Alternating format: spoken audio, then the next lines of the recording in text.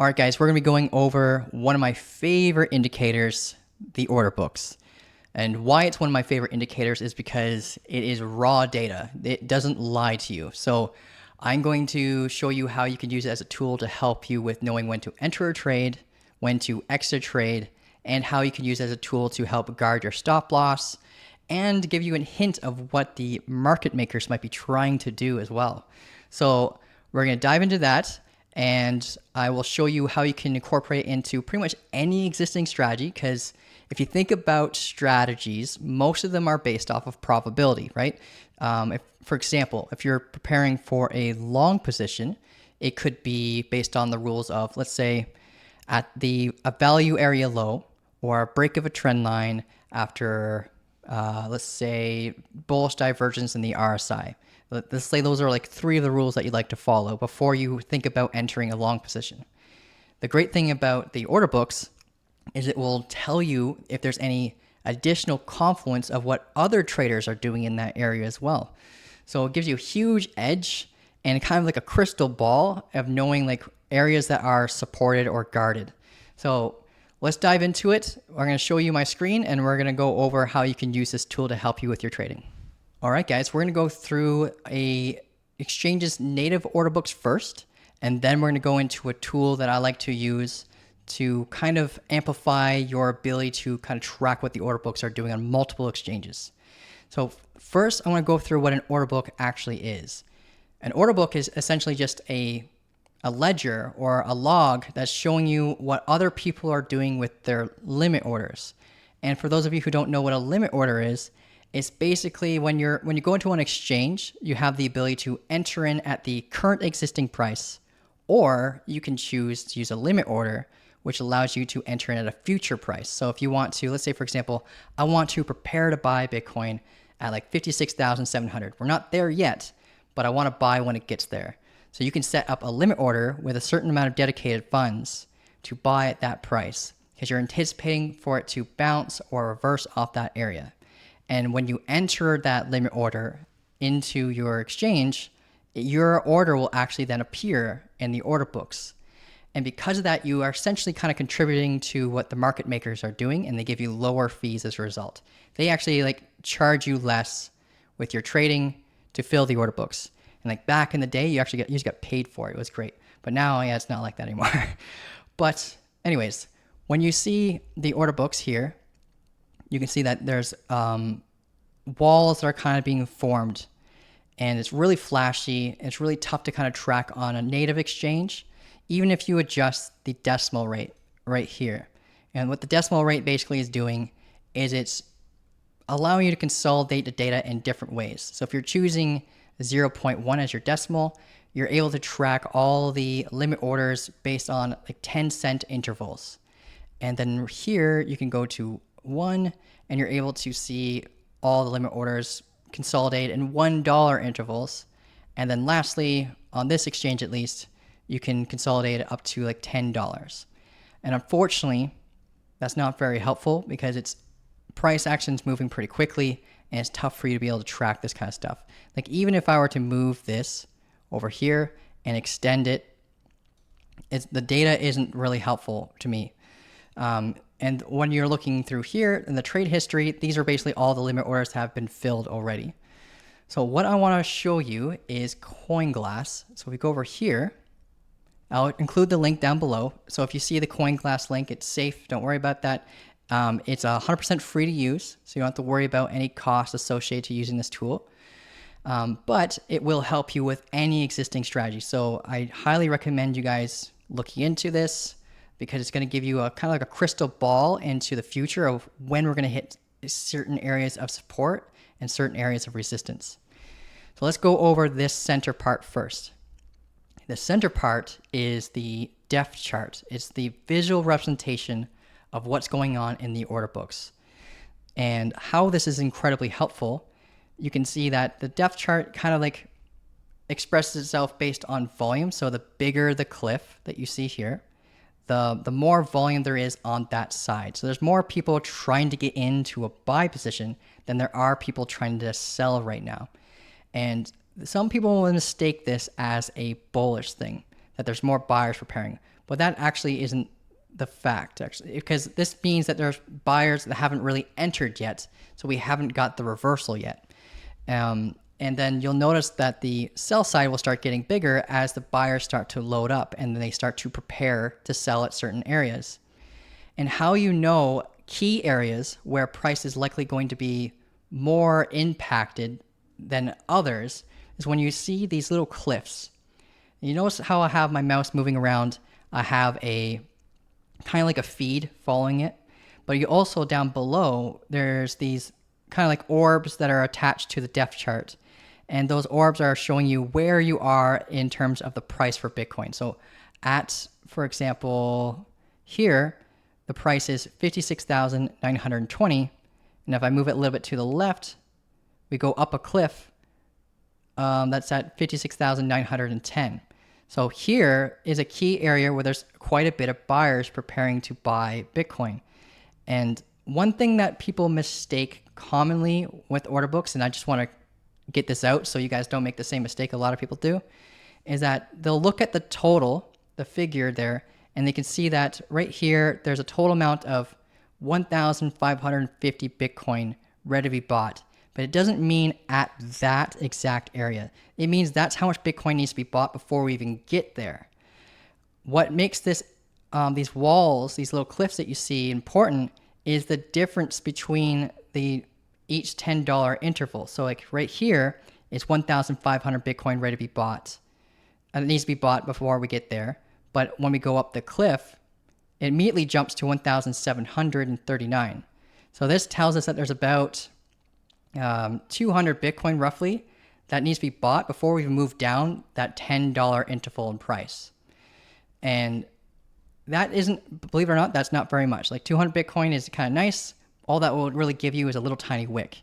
But when you see a buy or sell wall that's about 500 Bitcoin or 1,000 or 1,500 in size, that's like a strong enough area where you can anticipate like horizontal levels of support or resistance. So here on the buy side, for example, you can anticipate this to act as a little bit of support.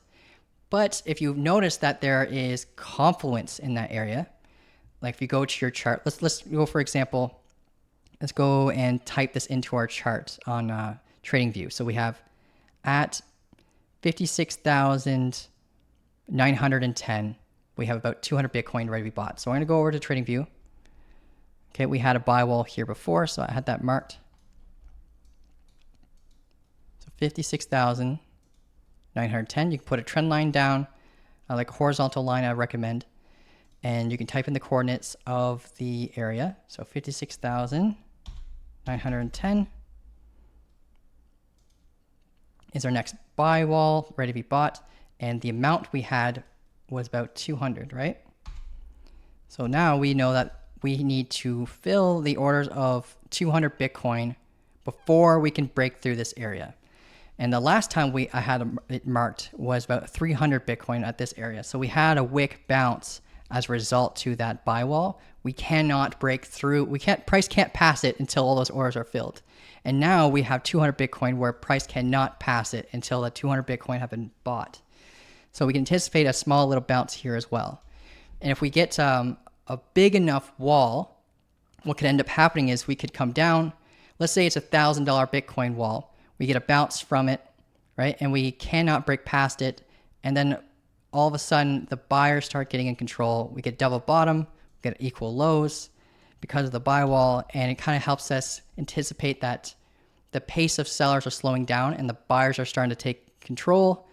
And if you use this in confluence with trend lines, or let's say the 200 EMA, or whatever indicator you use to anticipate when to enter or exit a trade, it's going to give you a massive, massive edge in knowing that other traders are respecting your analysis before price even gets there. So it acts like a huge crystal ball in telling you like what's about to occur before it even occurs. For example, you could have a massive sell wall right here, right? And in confluence with that, we're just around the 200 daily EMA. We have the previous value area high right here. We have this area of liquidity that could be guarded. And so if we see a sell wall here and you're getting ready to look for a location to close your trade, then maybe you can sell prior to them. Just get out right before the masses are trying to get out, and you secure yourself a really, really good exit. It doesn't have to be your full position. You might have another set of rules knowing when to close your full position, like for example, losing momentum like this. And there's another cool thing too, is if you see, let's say for example, we break out of this inverse head and shoulders right here, and you are trying to give yourself confidence in staying in your trade. You can use order books for that too. Like we get this bounce, and let's say you jumped in on the breakout, you put your stop loss here. You might see a bunch of buy orders that are guarding your stop loss too. And if let's say the guard is a little bit lower than where you would put your stop loss initially, if your stop loss was here, but you see a buy wall like right here, maybe you can move your stop loss right below the buy wall so you have all those buyers protecting your stop loss as well. Of course, you still want to make sure you have a good risk to reward ratio before doing something like that, but that could really, really help you with preventing yourself from being wicked out in a situation where you're not confident in your stop loss location. And then as price progresses, the buy walls, you'll notice that they start to chase the price action because they never tend to want to enter with a market order for some reason. They're always trying to save money on fees, but they end up costing themselves more money on opportunity costs. But they'll chase the price action with limit orders trying to get in. And what you can do is you'll notice that it will likely be on the same pace as your trend line, because this is the pace of buyers. When you're looking at trends, you're looking at the pace of buyers and sellers. And if you notice that the buy walls are kind of like chasing the price, then it kind of also gives you confidence in staying in your trade as well when we go to retest your trend lines. So if you start seeing price actions going wildly down like this, but there's a massive buy wall right here, then that tells you, okay, I can stay in my trade. It's very likely to bounce at this area again. And you can then, it helps you with your emotions, because I know a lot of traders struggle with that at first. And you can hold your trades much longer knowing that there's buyers chasing the price action. And I'm trying to think of more of how you could use the order books. But basically, that's pretty much it, guys. You're looking for buy and sell orders, but mainly the walls. You're looking for the big walls. And let's see, we got this updated a little bit. So we have some more walls down here. That price that we looked at before, where there was about 200 Bitcoin, there's still about 200 Bitcoin in that same location. There's one little thing I do want to talk to you about, though, when it comes to these walls. Sometimes, it's not very common, but there's these things called non-intentional defills. When you see a large wall, and then all of a sudden it's gone as price gets too close to it. And that's either people being scared, and they all of a sudden doubt themselves in that area, and they just take the funds out, or it could be a market maker trying to manipulate price action. They create a sense of security and support, and they build a buy wall or sell wall or a certain area, and then they remove it, but they normally won't do it until we get close to an apex point of a structure. And what I mean by that is when you see price action do something like this, right? And it's getting squeezed. This is the apex point. So as we get closer and closer to the apex point, you might be able to notice that the walls are starting to get removed. But what's really cool about this in the order books is that you'll see that in this exact scenario, this is ascending triangle. So this is telling you that there's a limit sell orders all being put through here, and there's a sell wall that like someone's trying to exit the market. Usually whales create these kind of structures where you see horizontal resistance or horizontal support like this, and a whale is trying to get in on a descending triangle, and a whale is trying to get out on a descending triangle. Whales are trying to get in. Ascending triangles, whales are trying to get out. So they're more likely to give you a really cool way of learning the order books, because you can watch live a sell wall starting to get slowly eaten away in the order books, and you can see which side of the buy walls or the sell walls is getting weaker. And it gives you a huge edge in knowing when we get too close to an apex point, which direction we're more likely to break, because it'll show you where all the buyers or sellers are, right? So that's a really cool edge you get with the order books as well. You can kind of see like, okay, we're getting close to the apex point of this formation. Maybe I should take a look at the order books and see which side is the weakest right now. And we can see that the order that we were looking at, the orders we were looking at, caused that horizontal bounce from the 200 Bitcoin on the buy wall there. Let's look now at what the order books look like after we filled those orders. So we can see that the buy wall is gone now, but it caused that impact on the price action here. So this might create a sense of support and encourage buyers to start stepping in. So there's just one live example of how you can use the order books to help tell you where support's going to be. That is pretty much it, guys. So if you have any further questions about the order books, you can reach out to me in the Discord. We have a community that you can join with the links down below. I would really love for you guys to send me some comments in the YouTube and on YouTube and tell me what kind of lessons you would like to have posted next. I do plan on putting my entire strategy on YouTube for you guys so you can see exactly why I enter a trade and why I exit a trade. But if there's any specific indicators that you want me to walk you through and how you can build rules around them, you can reach out to me in the comments and I will make a video for that very shortly. All right, guys, you have yourself an amazing day. I appreciate everyone who's watched this far.